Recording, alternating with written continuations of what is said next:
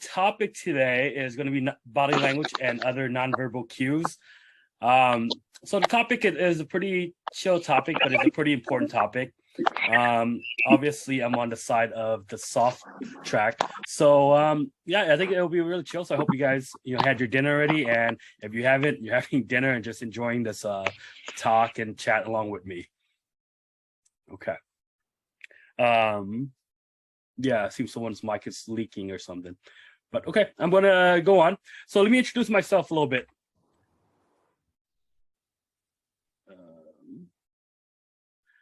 So my name is Seunbane. I'm actually an L1 judge here in Thailand, but my hometown is actually San Diego, California. But I've been living in Bangkok now for the past 9 years. And I'm also the CSO of a digital consulting company here in Bangkok. They also do some Facebook gaming and stuff, and I'm also the owner of a test prep company. That's my regular job. But obviously, I've enjoyed magic. This is why I decided to be a judge, and also why whenever I have the chance and during the very few weekends I might have off, I'm judging or maybe playing EDH somewhere. So I first started playing magic all those years ago, back when I was 10, and I started with Revise. And the only reason why I started with that is because like this neighbor came by when I think I was like 10 and he was like, I don't know, 16 or whatever. He's like, oh yeah, there's this cool new card game, and he gave me this whole box. And I do remember like seeing the pictures, and then as I got older, it's only then that I realized I had like really valuable cards in there, like Dual Lands, and it was also went up to like Ice Age, and then I had like Force of Will in there and everything like that. But it was beat up by the time that I realized what type of cards they were, because I was just playing with my friends as a kid, even though we didn't know any rules, and we were like just playing it on like the ground or something, and we just rubbing it back and forth. So yeah, stories like that make me like really wish I knew how much these cards were worth like way early on. But yeah, either way, I've been playing for a bit. So today's topic, like I said, it's about body language and nonverbal communication. And you might be thinking, why is that even important? Well, the thing about it is that as judges, we're expected to know the law of the land and focus on things like rules and regulations. However, MTG is still a game played between people in intense situations, especially when we're like judging high level magic. And our interactions with competitors are crucial to how players view us and magic in general. Thus, it's important to recognize different nonverbal cues, both coming from us and from the players themselves. This will help us become better communicators and, in my opinion, better judges. So today's presentation will be broken down into 4 parts. The first part is conveying confidence and showing that you are knowledgeable. The second part will be conveying friendliness and showing that you are there for the players. No, in the end, you are there to help make players feel more welcome. The third part is bringing everything together. When you combine confidence and combine friendliness, you're basically building trust. And then the last part is more of an extra thing, and is looking at the body language from the player side and things that we might be looking out for. Okay, all right, let's move on.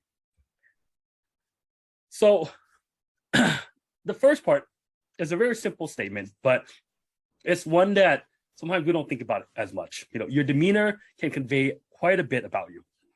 And the first part of my talk will focus on how we act in front of players and how that can affect the way players perceive us. Okay. Now, again, like I said, it's our job to know the rules, but that's not the only thing we should focus on. There are soft skills that are important in being a good judge. For me personally, I do consider myself a people person, and I generally like to chat with players at tournaments and welcome new players to like my local shop. But I do know that not everybody, and not every judge too, is as extroverted as I am.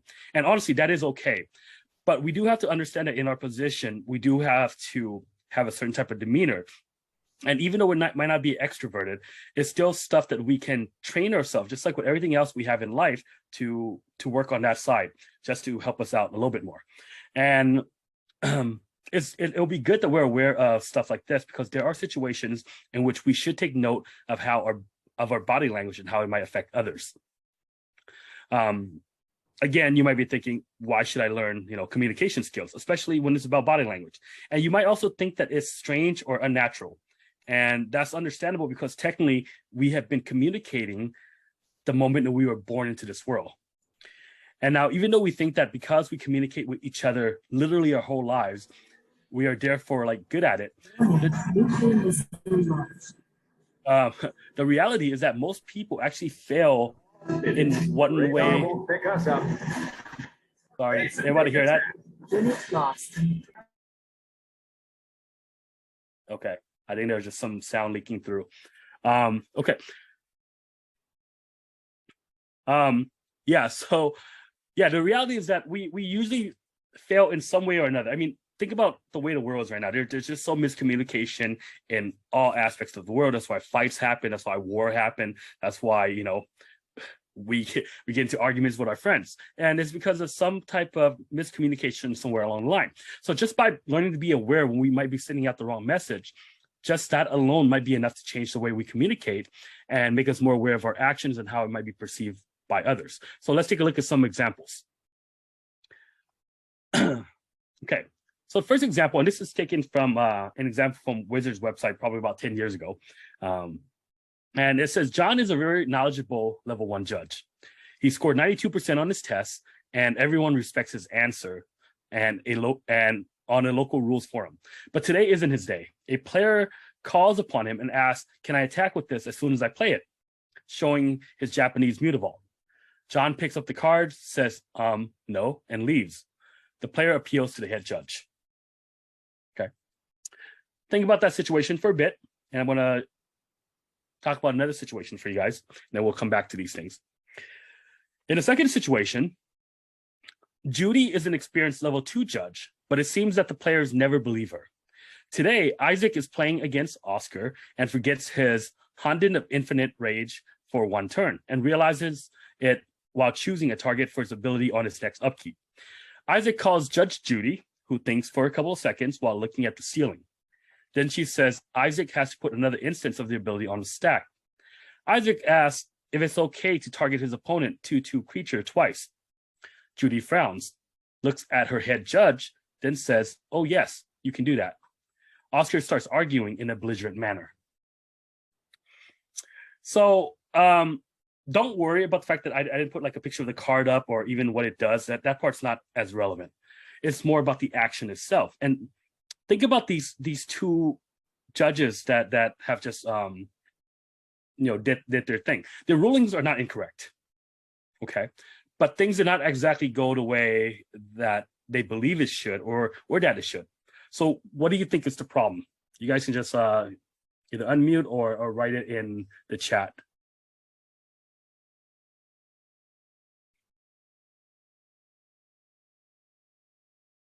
So I'll keep it on Judy for a little bit. I'll flip back a little bit for John. Anybody want to volunteer? What do you guys think is the issue here?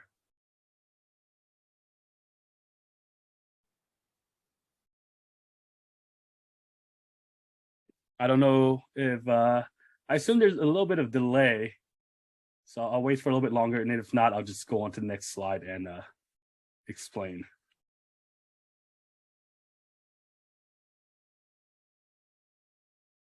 Good. Ron J said it was the way that both judges delivered their ruling. Michael says lack of explanation, why he can't attack. Tommy says John doesn't give proper reason to satisfy the player question. He should wait for the player to understand. Good. And Nathan says John didn't give enough of an answer. And I agree with all you guys on everything that you guys just said. And a lot of it is definitely making sure that you explain more to it. But given that the talk is on body language and nonverbal cues, most of my answer is definitely going more towards that side. Okay. So what went wrong with these two rulings? Honestly, the answer is body language, right? And in both cases, the body language of the judge shows a a lack of confidence in how they want to answer that. And in the player's eyes, they didn't really appear to have the skills to handle the situation, even if their ruling is correct, and even if they themselves didn't see anything wrong with their action. John didn't make eye contact with either player at the table. He just came, gave his ruling, and then just walked off. So similar to what someone said, where he didn't really give enough of an explanation, and that's completely true. But also the way he did it is a bit, flippant. Judy almost ignored Oscar, and by looking away while thinking, because she was looking at the ceiling, and by forgetting to make eye contact with both players, she signaled that she was afraid to deliver what she knew would be a harsh ruling. So she probably knew that it wasn't exactly going to be nice. Looking at the head judge probably did not help too.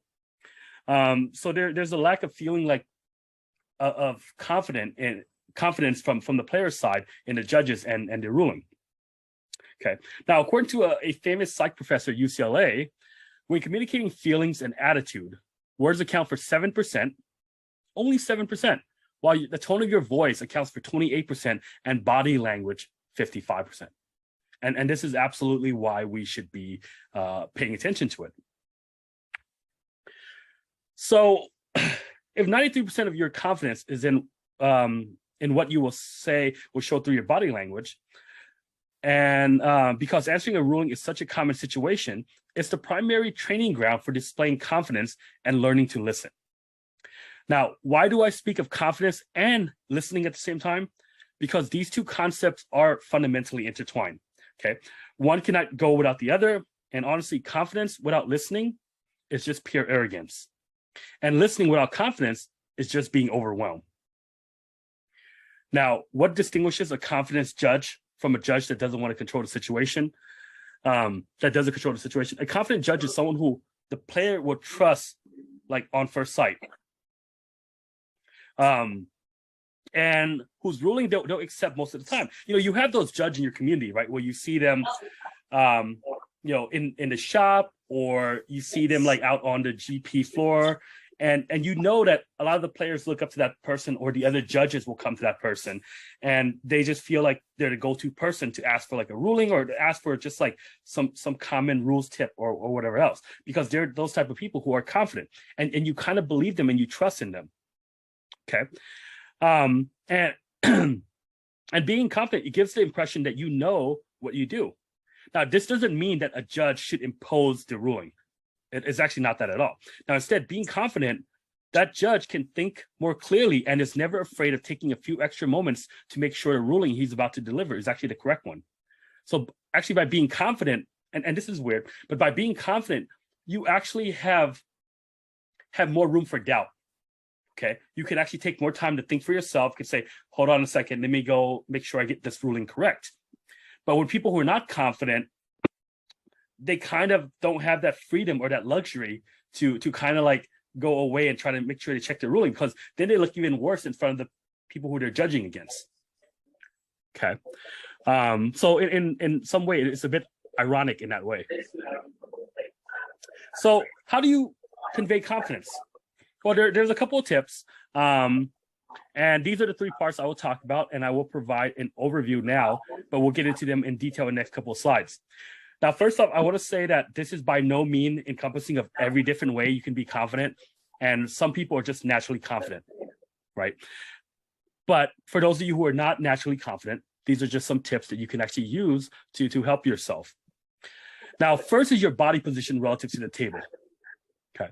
Second is where your eyes goes when you approach the table and speak to the players. And finally, your voice and tone can have an effect on how others perceive you. So let's look at the first one. Excuse me. The first way to convey confidence is to make sure that players are comfortable with you and that it seems you really are focusing only on their table. Now, you can do this just by how you approach the table and how you listen to their issue. Okay. So here are some possible ways to approach and interact with players. Now, it does not mean that you do every single one of these like bullet points. It also does not mean that, do. Now, for me, sometimes I'll do, one, sometimes I'll combine a couple. or it just depends on, whatever mood I'm in or however the people are sitting. Okay. So first way is you can rest your arms on or elbows on the table, and sometimes you can even combine the two and squat down. You've probably seen those judges do it, those one who are like really super friendly. And they seem friendly, right? They'll come to the table and say, all right, guys, what's up? And then they'll squat down and they'll put like their elbow and stuff onto the table. And they really look like they're paying attention to you because they actually came down to our level and they're like right off the table. So you'd be surprised that that's actually a technique. Another way is you can rest your hand on the table, but be a little bit further away from the players. Don't just put your hand like next to their deck or something. But sometimes just putting your hand on the table while you're talking to them just gives that extra feeling of connection. You can also have the player look at you, for example, by repeating the question or asking for clarification. And even if you understood perfectly, you can still do that because it makes it seem like you're interested and you have them focus on you. Okay. Now, if a player wants to ask a question in private, obviously you can still have the player ask your question away from the table. I mean, it doesn't mean that you have to keep them at the table or anything. The second way is eye contact. Okay. Now, eye contact is the very, very fundamental tool to just say, I'm listening to what you're saying. When you're looking at the floor or looking at the ceiling or trying to like scan the floor while someone's talking to you, I would say it borderlines on being annoying on the one hand, and on the other hand, it just really seems like rude, like you're not even paying attention to the person who's talking to you. Now, I know that as judges, sometimes we're very busy, we're being pushed in multiple directions, but it is nicer that when someone is asking us a question, we are focused on that person and just be okay with the fact that we'll get to the other issue later on. Some of the stuff you can do, like I said, is you don't want to look on the floor or focus only on just the board. Okay. Now, when you look up, it shows like you're searching for an answer. And this is the part that is tough. Sometimes we do need to think, right? And we have our own go-to way in which we think. Sometimes we just look off in the distance. Some people do look in the ceiling. And I'm not saying don't always like just, don't do it, but be aware just how it might come off sometimes. Okay. If you do it for too long, or if you combine this with like a shaky voice later on, then it really seems like you don't have the answer. So just keep that in mind. Now, when you look away or when your eyes like just stray all over the room, it also makes it seem like you're really not interested in being there and helping that person. Now, I do want to finish this slide by saying that this doesn't mean you have to make eye contact all the time. I don't know if you guys ever seen I don't know, there's a couple of different movies. And there was one of them where someone was like trying to be confident and they were telling the other person, hi, I'm being confident. I am looking you in the eye. Like you don't have to actually tell them that or even signal that to that degree. And you don't have to look at them in the eye like all the time either, but you should do it at the crucial moments. And the crucial moments are, usually when you meet the players, when you listen to a question or you seek a clarification, and when you deliver your ruling. Those are the key times. When you're doing other stuff, sure, you might not look at them in the eyes during that moment. Okay. Finally, the third way of conveying confidence is making sure that your voice and tone is good. And you want to pay attention to this part. Okay. A shaky voice, it betrays a lack of confidence. And a voice that is too fast or too low will be hard to understand. And the players will make you repeat what you say. So there's a couple of things you want to do first. Okay. The very first one, simple, but quite important. Think before you speak. We are so used to making sure that we show off our rules knowledge that sometimes when players ask us about rulings or ask us about a card, we take the card, we look at it, and then we immediately will like start spitting out what we know about it. Sometimes we forget that it might affect the game and also the feelings of players quite a bit. We want to like take a moment and just slow down a bit. Just think about what exactly you just read. Think about how you read the situation. And even if you're done with that part, think about how are you going to deliver your ruling or what you're going to say to the players at the table. Okay. You also want to speak slower and more clearly. I know that even I have a problem with this. I generally speak quickly. I like to tell people it's because I grew up in Southern California, and most people speak quicker there. I don't know, but I do tend to speak quickly, and even right now, I know I'm probably speaking quickly. So try to speak slower, and you'll sound more deliberate. And use simple words and sentences. Sure, you can reference a ruling in your explanation, but try to bring back to normal speak. And what I mean by this is there's so many of us that like to go, well, according to like rule 6.675972, it says that if player one interacts with player two like this or whatever else, like for most regular player, that's too much. Okay, you can reference it, but bring it back to just normal speak. Gerard said the problem is, and I'll read some of the stuff he wrote because we're at the end of the third step for conveying confidence. He said the problem is you deliver a wrong ruling with a lot of confidence. It will never be appealed. And if you deliver a good ruling with a lack of confidence, it will probably get appealed. So be careful to always double check, especially if you feel confident about the rule's knowledge. Yeah, I agree with that. And then Ron said, I think people tend to really speak quickly when we really know about something. That or we're covering up what we don't know. But yeah, I think one way or the other. So yeah, before we go on to the next part, which the question I want to ask, which is actually, I don't want to go into this question yet. I will take a moment to pause here. Aside from the two people who wrote these comments, are there any questions so far or any comments? Also, I'm just taking a pause so I can drink some water because my throat is dry.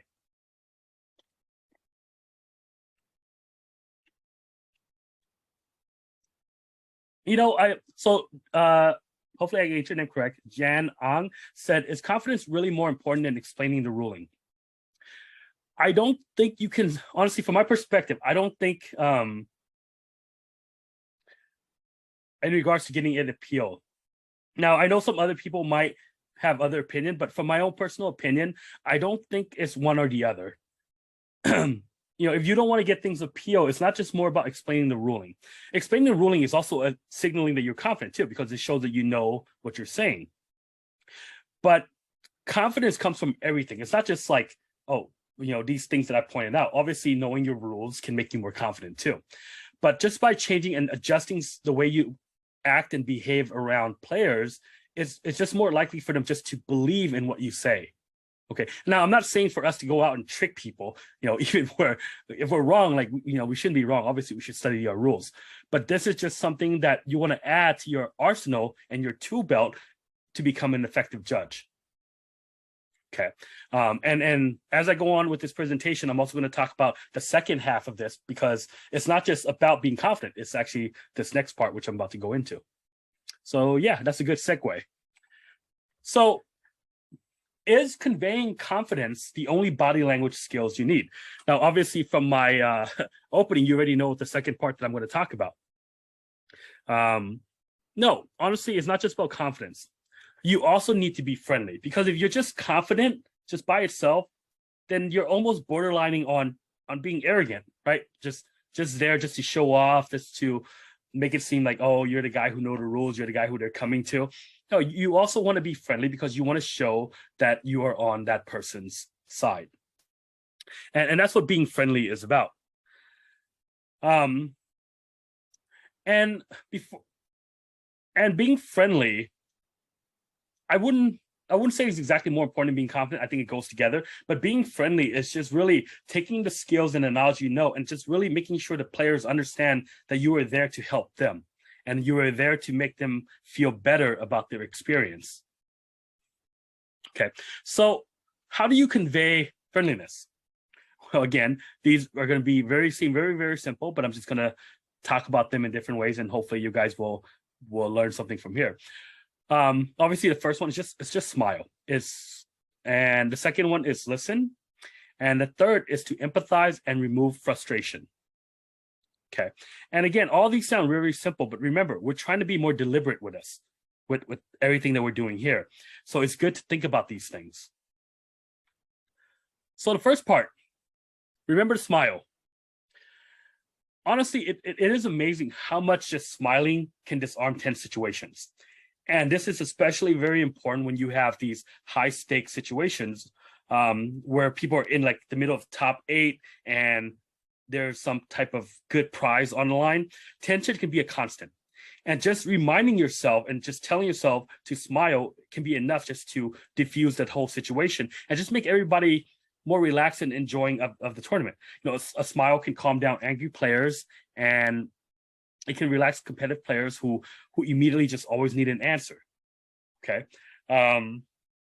I don't know if he's in this chat or not, but one of the person who I really, really appreciate and respect in this area is Ricardo. I mean, whenever I see him in tournament, he's always one of the friendliest guys out there. And you just feel better when you have him out on the floor. And I would say that's one of those things that is very, very important and something that we forget too, because especially when we're judging, we're so busy, we're going back and forth that we just forget that, just smile when you're approaching a table, smile, even when you're giving a ruling or whatever else. It makes people feel better. Okay. The next part, listen well. I've touched upon this already, even when we got into the whole confident part, because it is a major part of being confident. But there's the other part to it too, is just, make sure you listen well to players when they're asking you for help or for a ruling. Try not to interrupt them. I know sometimes you might feel like, oh, I can get them to the point faster, but by doing that, you might end up making it much longer than it even had to be. Just give them a chance to speak. And if the other person didn't get a chance to speak, maybe you need to let them speak too. Okay. So for the most part, you make sure both players get a chance to tell their side of the story. And if you listen well, then even if you give a ruling that doesn't really go in one person's way, they're more likely to be okay with it because they felt like you at least have listened to them and heard them out. Finally, and this is the part that's kind of like bringing the two together, you do want to empathize and remove frustrations. Obviously, MTG can be an intense game and mistakes will happen. And you have both sides of the coin when people are frustrated. Sometimes they're frustrated at themselves for making that mistake, so the tension is high on their side. Sometimes people are frustrated because their opponent made a mistake, but they're not sure that their opponent will be punished sufficiently for it. So on both sides, when mistakes happen, it's just not great. So when you go and you talk to the players, when they finish explaining their points, okay, try to agree with them. And I don't mean like, oh, agree with them saying, oh, you're right, but agree with them in acknowledging their feelings. This will help diffuse hard feelings. For example, someone might say like, oh, I feel like my opponent is being vague during his attack step, and I can't really tell, what he's doing. And you might not be saying like, oh, I agree that he's not doing things correctly, but you can just say stuff like, oh, yes, when such and such happen, it could lead to misunderstanding. It doesn't mean you're agreeing that that's actually happening, but you're agreeing that that is a frustrating thing to actually, happen. Okay. Empathy can go a long way towards making people feel like their concerns, like you take their concerns seriously. Okay. And that is one of the most important, or not important, but the second side of the coin to this very, very last idea right here, which is building trust. Everything that I have talked about so far is literally meant to come to this point right here.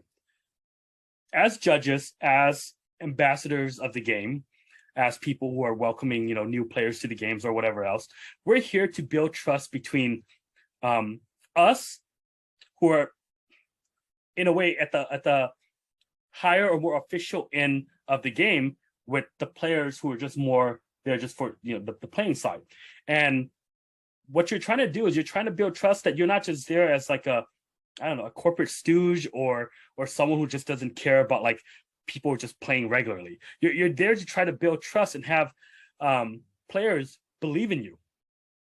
So you build trust when you have a confident demeanor and players feel that you are friendly and on their side. And that's the two sides right there. When you're confident, then they trust in your ruling. And when you're friendly, then they feel that, okay, when you make these rulings, you're doing it for their sake. Players have to have faith in you while also feeling like you're someone who's approachable, okay? And you bring all of this together to help with this part right here. You're trying to anticipate the needs of the people who are there to hear your rulings. Okay. And it doesn't even have to be within like the actual game side. You know, just having things like, oh, you know that some people are going to need like a pen, or some people are going to need like you know, paper, scratch paper to write down their lives. That's the part of building trust. You're anticipating the needs of the people who are there and who need stuff from you. Okay. All right. The next part that I'm going to get into is actually the body language from the player side, but I wanted to end this part right here from the judge side. Are there any questions so far, or any comments? Take a quick. Yeah. So I'm going to take a quick pause on this part right here. So while doing that, okay, again, grab some water. See if you guys have any questions.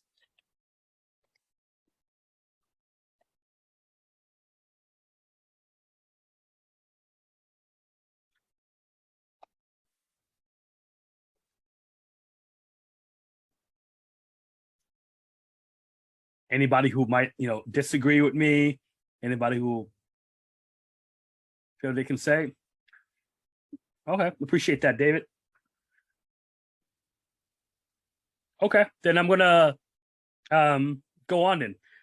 So the next couple of slides is just they're not random, but they're more just looking at a certain couple of things from the player side.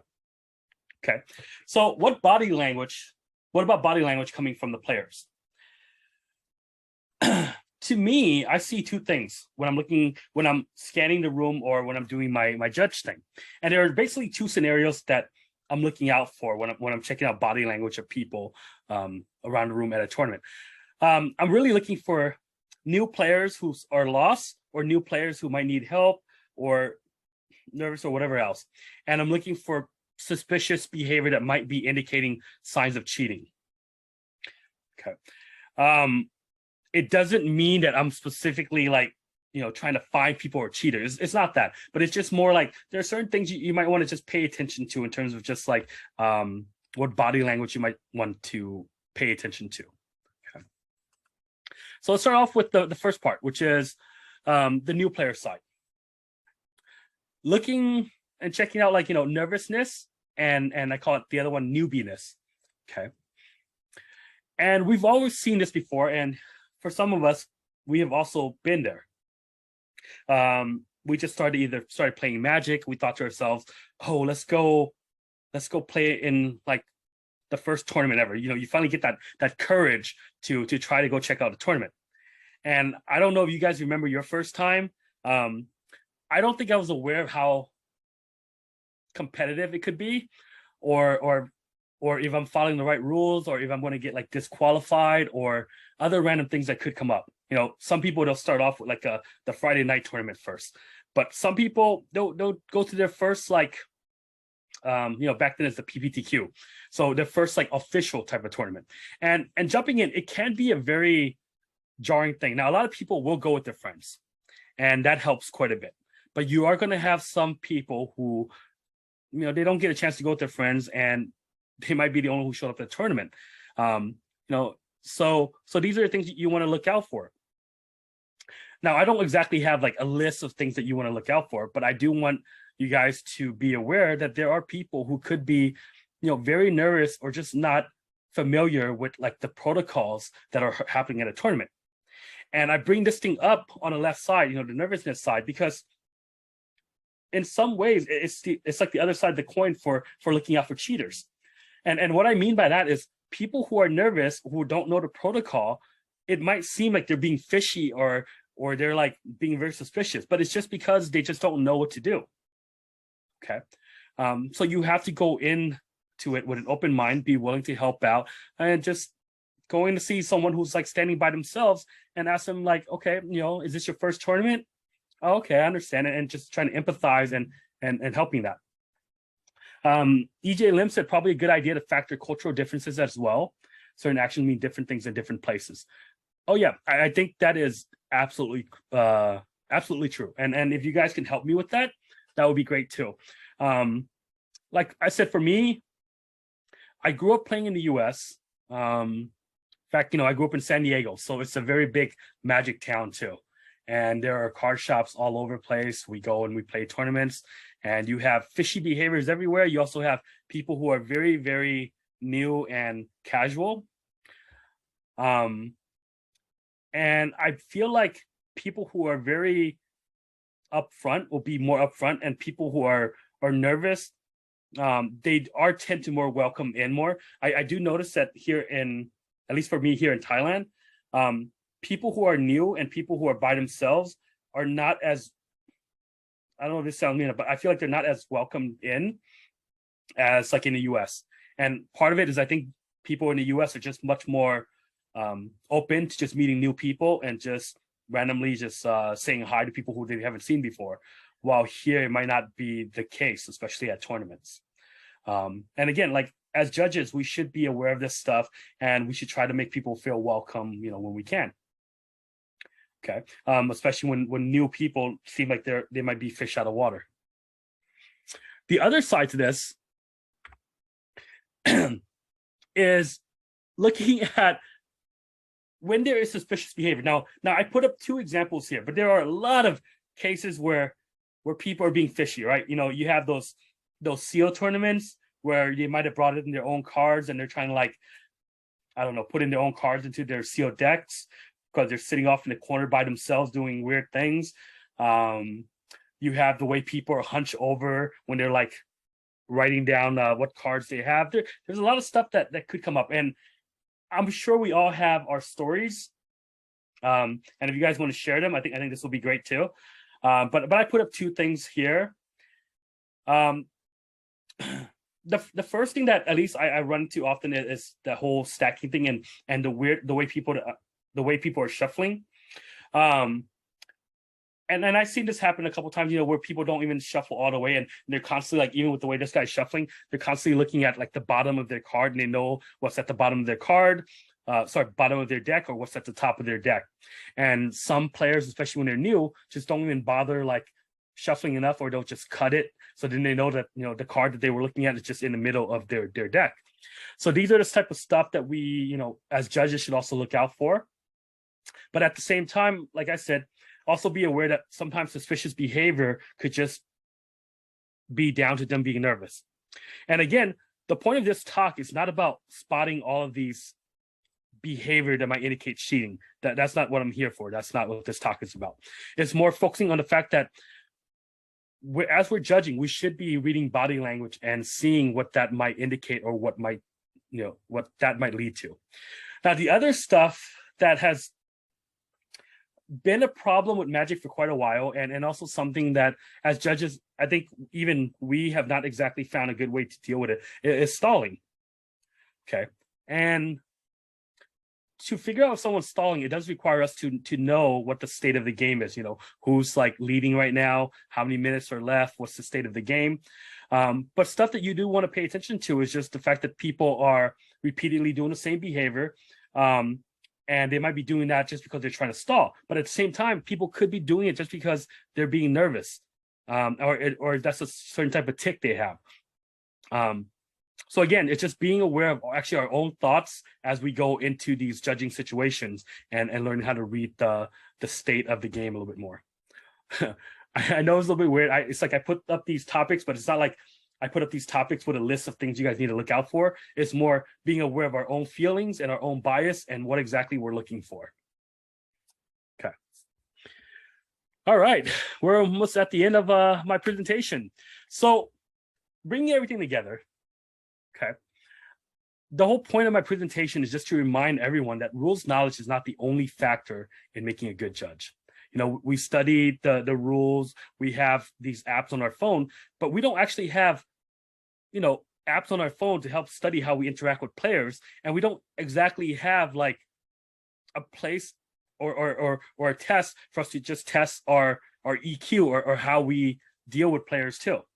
So these are stuff that we should be making more of a conscious effort to improve upon, because I hope from my presentation, I've been able to convey that it really is important to improve yourselves with these nonverbal behavior. And you might not improve yourself like instantly, but the next time you judge, think about some of the stuff that I talk about, like even, you know, remembering to smile. just even that part might be enough to just change things around for a lot of players. So, in short, there are nonverbal behaviors that you should try to be cognizant of so that you can take your judging to the next level.